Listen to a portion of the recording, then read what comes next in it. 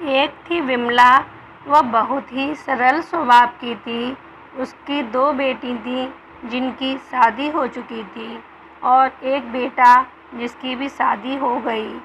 विमला की बेटियों के आगे घर बहुत साफ सुथरा रहता था।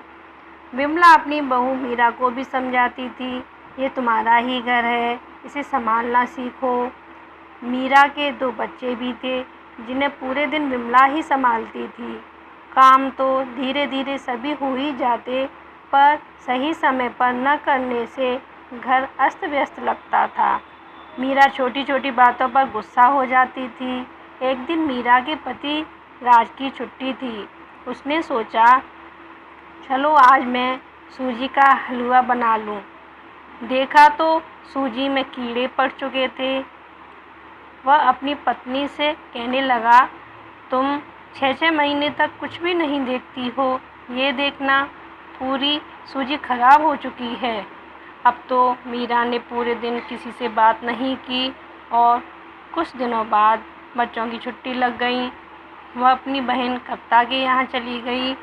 उसकी बहन कविता की सास का स्वभाव थोड़ा तेज था।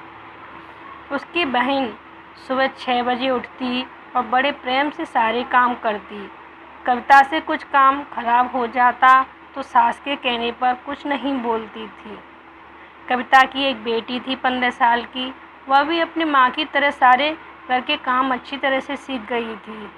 मीरा के बच्चों के कपड़े बिखरे पड़े देख कर तुरंत तह करके रखती थी। मीरा देखती कविता सारे काम करती है और अपने लिए भी समय निकाल लेती है।